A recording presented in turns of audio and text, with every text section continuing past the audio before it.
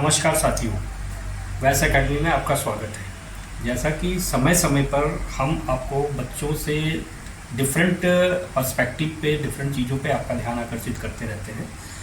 आज इसी क्रम में हम आपको डिसिप्लिन के बारे में बता रहे हैं। अक्सर ऐसा समस्याएं आती हैं, माँ बाप के सामने एक चैलेंज होता है। कोई कहता है हमारा बच्चा बिल्कुल डिसिप्लिन नहीं है, डिसिप्लिन समझता ही नहीं है, किसी चीज़ को मानता ही नहीं है। तो अल्टीमेटली हमें और पेरेंट्स को, सोसाइटी को ये भी समझना होगा कि डिसिप्लिन्स को हम क्या समझते हैं। आइए इस विषय पे बात करते हैं।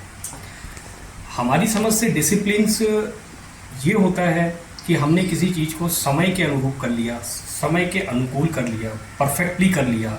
यानी समय और डिसिप्लिन दोनों एक दूसरे के पर्यायवाची शब्दों में गिने जाते हैं।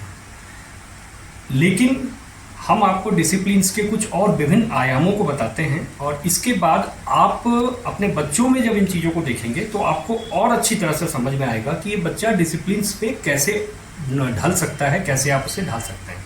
देखिए, डिसिप्लिन्स हर एक समाज के, हर एक वर्ग के लिए एक अलग अलग तरह से होता है। मैं आपको पीछे ले चलता हूँ, जब हमारे ऋषि मुनि योग, तपस्या और ध्यान में रहते थे और उनका एक ऑब्जेक्टिव होता था कि ईश्वर को प्राप्त करना, नेचर्स को जानना। उसके लिए वो एक डिसिप्लिन वे में अपने आप को एक समय के अनुकूल रखते थे, एक प्रक्रिया में ढालते थे। लेकिन क्या आपने इन चीज़ों के पीछे एक ऑब्जेक्टिव को समझा है? वो ऑब्जेक्टिव था इमोशंस को कंट्रोल करना। लाइक दैट कि मुझे इस काम को करना है, इस काम को करने से पहले हमारे दिमाग में बहुत सारे सवाल आते हैं।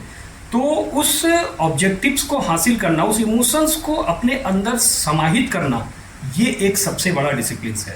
अब आते हैं ये आर्मी में। आर्मी के अंदर डिसिप्लिन्स किसको बोलते हैं? आर्मी में हम डिसिप्लिन्स इस बात को बोलते हैं कि आपको कोई चीज़ अच्छा लग रहा है या नहीं लग रहा है, लेकिन अगर आपको कोई चीज़ ऑर्डर दी गई है तो आप अपने इमोशंस को, अपनी भावनाओं को कंट्रोल करना, वहाँ पे डिसिप्लिन माना जाता है। अब आते हैं अपने स्कूल और कॉलेज में। जब बच्चे टीनेजर्स होते हैं, थोड़े बड़े होते हैं, उस वक्त माँ बाप बच्चों से जो एक्सपेक्ट करते हैं या टीचर्स जो एक्सपेक्ट करते हैं, बच्चे को वो चीज़ अच्छा लगता है या नहीं लगता है, तो वो रिएक्टिव होता है। ये एक उनके लेवल का डिसिप्लिन है। हम अगर छोटे बच्चों में इन चीज़ों के ऊपर बात करें तो आपने किसी चीज़ के लिए उसे कहा, अब उसकी फीलिंग्स अभी उस लेवल की मैच्योर नहीं है कि वो अपने इमोशंस को कंट्रोल करे। लेकिन हम उससे क्या एक्सपेक्ट करते हैं कि आप जो है तुरंत इस काम को करिए, स्कूल से आइए तो तुरंत इस चीज़ को देखिए, खाना खा लिए समय पे करिए। लेकिन हमें उनकी उस भावनाओं को समझना होगा, और धीरे धीरे जैसे जैसे हम उनकी भावनाओं को उनको कंट्रोल करना सिखा देंगे, वो उसको प्रॉपरली डिसिप्लिन वे में अपने आप करने लगेंगे।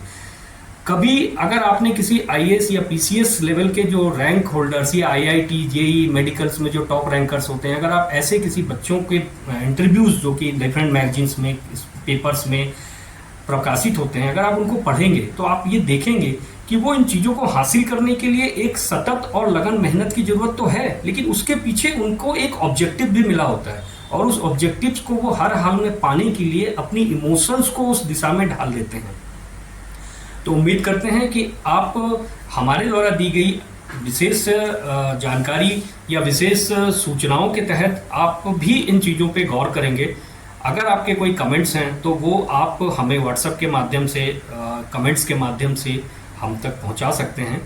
आपसे अनुरोध करेंगे कि आप एक बार हमारी एकेडमी में ज़रूर आइए, हम देखिए कि हम कैसे इन सारी चीज़ों को कंट्रोल्स करते हैं, कैसे सिखाते हैं। धन्यवाद।